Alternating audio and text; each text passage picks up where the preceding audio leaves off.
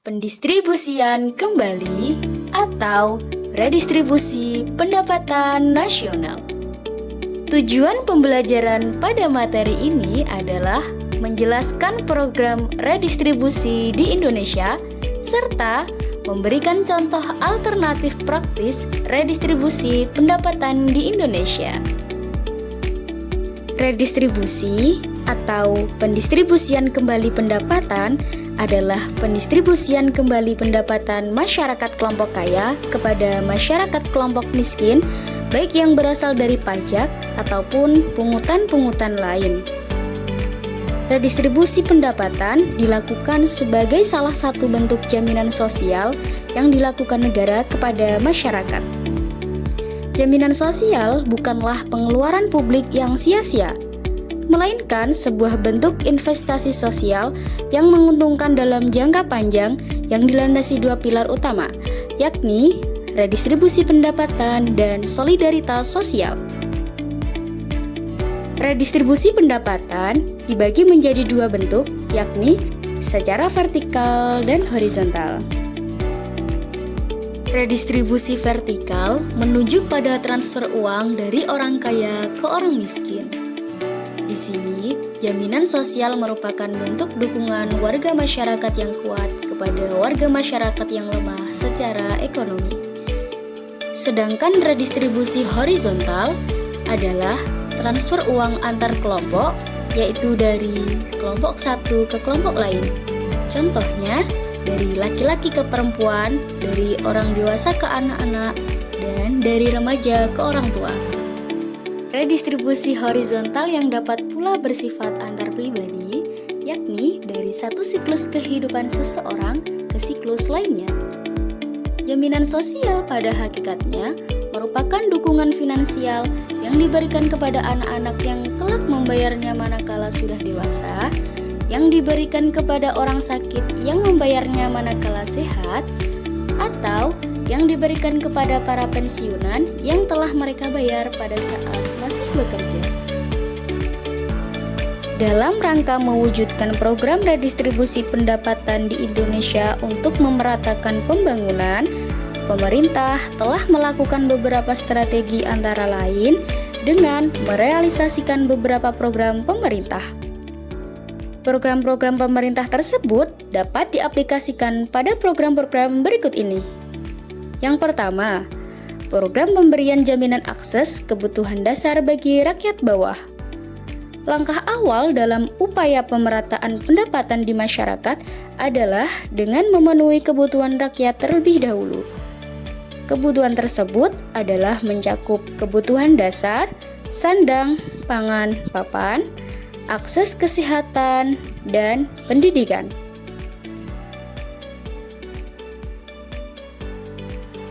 Strategi pemenuhan kebutuhan dasar rakyat yang dilakukan pemerintah diantaranya yakni bantuan langsung tunai atau BLT untuk memenuhi kebutuhan sehari-hari rakyat, bantuan tunai bersyarat atau BTP atau disebut juga program Keluarga Harapan PKH, jaminan sosial Social Security, bantuan operasional sekolah atau BOS, dan beasiswa untuk memenuhi akses pendidikan bagi mereka yang kurang mampu, serta jaminan kesehatan masyarakat Jamkesmas untuk memenuhi kebutuhan akan kesehatan yang gratis.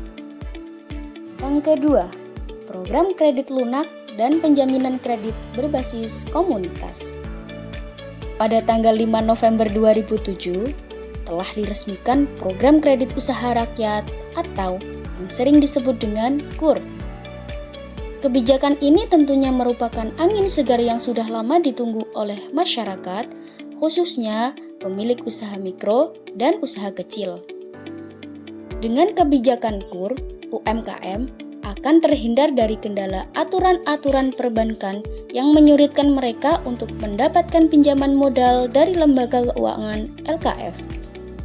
Karena dalam program KUR, pemerintah telah menitipkan uang yang berasal dari APBN sebesar 1,4 triliun pada lembaga penjaminan. Harapannya, bank-bank nasional yang dilibatkan dalam program tersebut akan mampu mampu memberikan pinjaman kepada UMKM.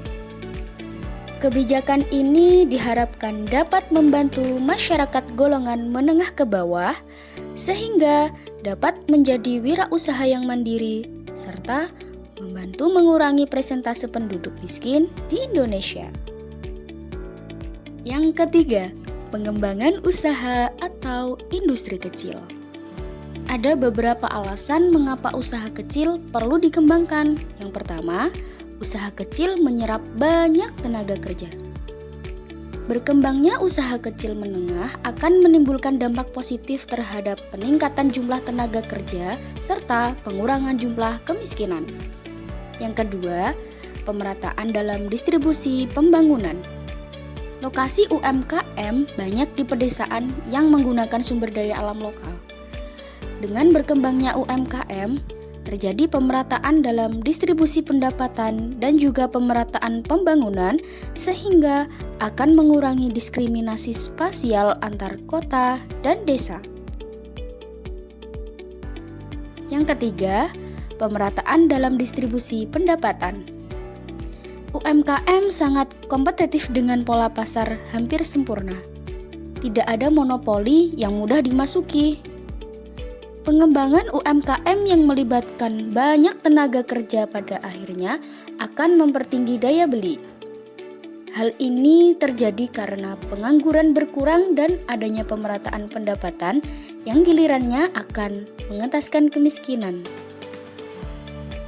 Upaya pemerintah dalam melaksanakan pemberdayaan UMKM melalui penerapan Program Nasional Pemberdayaan Masyarakat Mandiri Pedesaan atau PNPM Mandiri Pedesaan merupakan salah satu mekanisme program pemberdayaan masyarakat yang digunakan PNPM Mandiri dalam upaya mempercepat pemerataan pendapatan, penanggulangan kemiskinan, dan perluasan kesempatan kerja di wilayah pedesaan.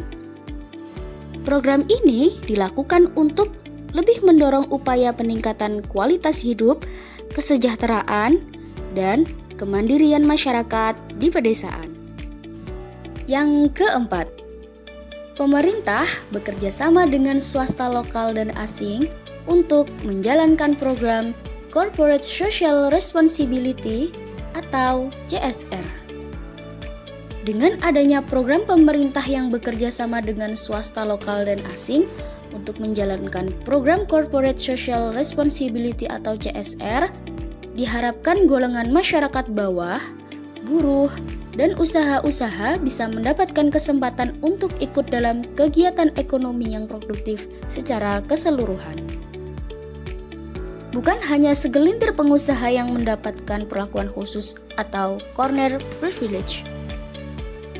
Untuk keperluan tersebut, pemerintah hendaknya melaksanakan prinsip tanggung jawab sosial yang menjadi tumpuan dan jaminan bahwa segenap lapisan masyarakat secara keseluruhan bisa menikmati hasil-hasil pembangunan ekonomi yang telah dilakukan.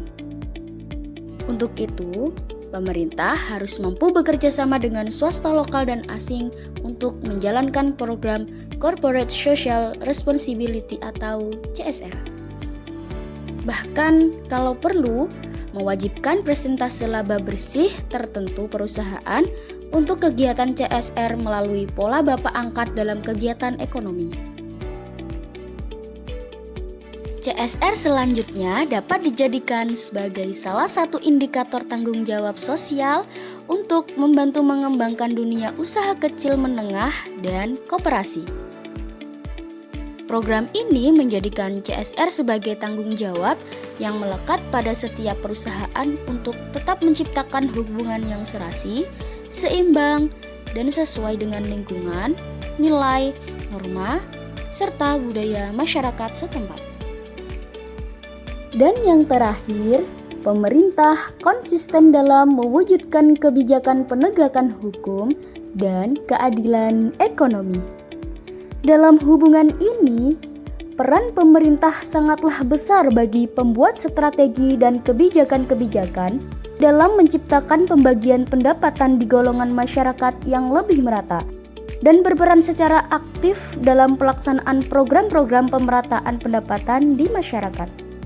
Serta secara konsisten mewujudkan penegakan hukum sehingga dunia usaha nasional dan asing dapat melakukan usaha secara berkesinambungan untuk menciptakan lapangan kerja secara luas demi terciptanya pemerataan pendapatan. Hukum dan keadilan ekonomi yang tidak mendiskriminasikan golongan miskin merupakan modal awal sehingga kebijakan redistribusi yang diambil pemerintah menjadi efektif untuk mengurangi atau bahkan menghilangkan ketimpangan pendapatan yang ada di Indonesia. Beberapa alternatif praktik redistribusi pendapatan di Indonesia. Pemerintah sebagai pembuat kebijakan telah mengusahakan beberapa hal terkait dengan alternatif pendistribusian pendapatan. Yang pertama ada subsidi. Dalam rangka pendistribusian pendapatan, pemerintah berupaya untuk mendorong usaha kecil dan menengah agar tetap hidup dan memiliki daya saing. Maka dari itu, pemerintah memberikan subsidi baik berupa potongan harga ataupun memberikan tambahan modal kepada produsen. Contoh subsidi pupuk kepada petani dapat kalian amati pada berikut ini. Subsidi pupuk dari pemerintah kepada petani dimaksudkan supaya petani dapat menekan biaya produksi. Dengan harga pupuk yang lebih rendah, diharapkan para petani dapat menjual hasil pertanian dengan harga yang lebih rendah sehingga dapat bersaing. Subsidi BBM atau bahan bakar minyak diperuntukkan bagi kalangan menengah ke bawah. Pemberian subsidi bahan bakar ini diharapkan dapat menekan beban biaya transportasi kepada masyarakat. Yang kedua, pengenaan pajak. Pajak merupakan sejumlah uang tunai yang dibayarkan oleh rakyat kepada negara yang sifatnya dapat dipaksakan berdasarkan undang-undang. Terdapat banyak jenis pajak di Indonesia. Antara lain, yang pertama, pajak terhadap barang mewah. Contoh dari pengenaan pajak terhadap barang mewah yakni jika seseorang membeli mobil mewah dari luar negeri, maka akan dikenakan pajak 10% dari harga barang mewah tersebut. Selanjutnya, pajak penghasilan. Pajak penghasilan adalah pajak yang dibayarkan oleh seseorang yang sudah berpenghasilan dengan batas minimal penghasilan sebesar angka yang telah ditentukan oleh pemerintah. Dan yang terakhir, pajak kendaraan bermotor. Pajak kendaraan bermotor biasanya satu paket dengan perpanjangan masa berlaku STNK. Penerimaan pajak negara hingga Juli 2024 telah mencapai sebesar 1.545,4 triliun atau setara dengan 55,1% dari target anggaran pendapatan dan belanja negara APBN. Namun, terdapat kontraksi sebesar 4,3% dibandingkan pada tahun lalu.